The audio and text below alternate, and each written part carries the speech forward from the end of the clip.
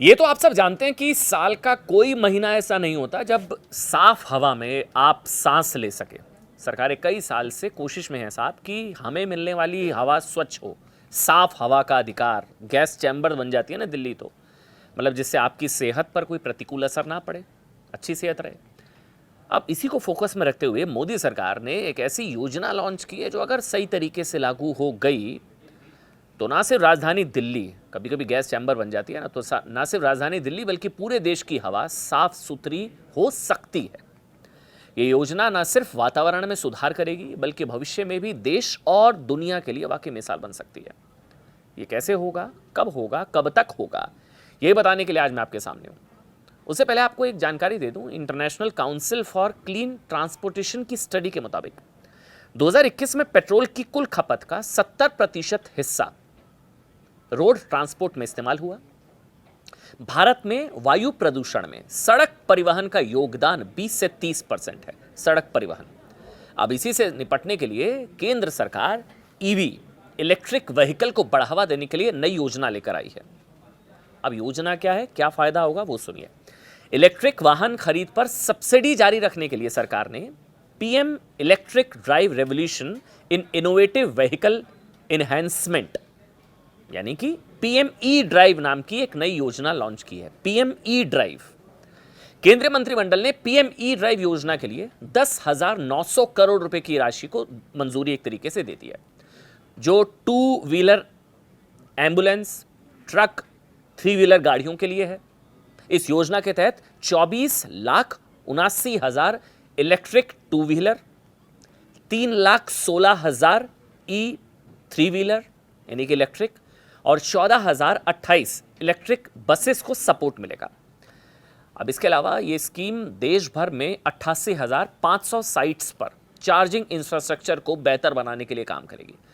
सरकार का क्या कहना है कि electric 2 wheeler, 3 wheeler, electric ambulance, electric truck को प्रोत्साहित करने के लिए 3,679 करोड़ रुपए की सब्सिडी प्रदान की गई है।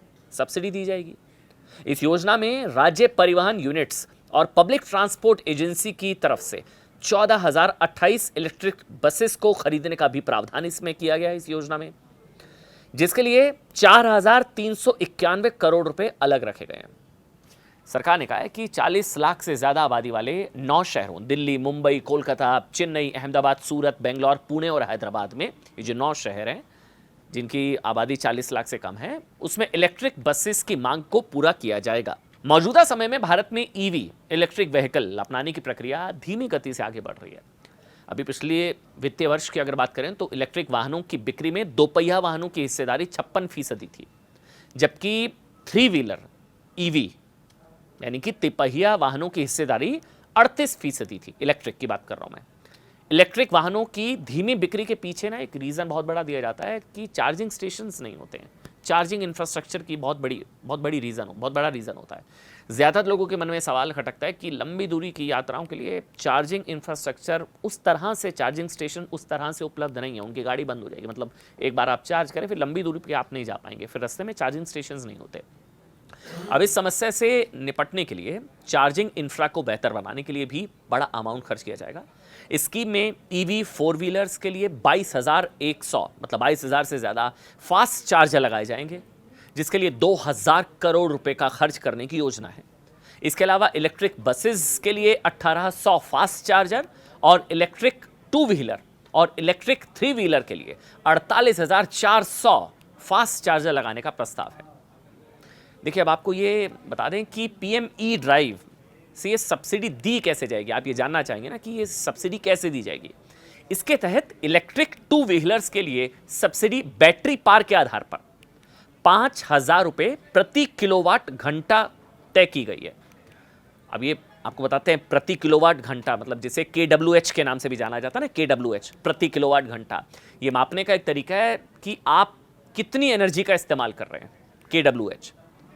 पूरे प्रोसेस को आसान बनाने के लिए एक मोबाइल ऐप लॉन्च किया जाएगा। मोबाइल ऐप होगा, आप उसे डाउनलोड कर सकते हैं, जिसके जरिए योजना के तहत सब्सिडी प्राप्त करने के लिए ई वाउचर बनाया जा सकेगा। एक आधार कार्ड पर एक गाड़ी को फायदा मिलेगा, एक आधार कार्ड एक गाड़ी। जैसे ही गाड़ी की बिक्री ई वाउचर जो है बिक्री होगी, ई वाउचर तैयार हो जाएगा। एक मोबाइल ऐप के जरिए चुटकियों में वो एक ई वाउचर आपके पास आ जाएगा। दरअसल मंशा यह है, मोदी सरकार का टारगेट है कि भारत आने वाले समय में इलेक्ट्रिक वाहनों के लिए मैन्युफैक्चरिंग हब बने। अनुमान है कि भारत का इलेक्ट्रिक वाहन बाजार 2030 तक 1 करोड़ यूनिट सालाना बिक्री के आंकड़े को छू सकता है। इससे 5 करोड़ नौकरियां पैदा होंगी। भारतीय ईवी बाजार की क्षमता 2030 तक 20 लाख करोड़ रुपए तक पहुंचने की संभावना है। यानी भारत सरकार की योजना माइलस्टोन साबित हो, यानी कि सरकार की योजना, यकीन मानिए, अगर ठीक तरह से लागू हुई तो ये माइलस्टोन साबित हो सकते, जिससे ये भारत की जीरो एमिशन मोबिलिटी जर्नी को एक नई रफ्तार देगा और ईवी मार्केट में भी लीडर बनाएगा।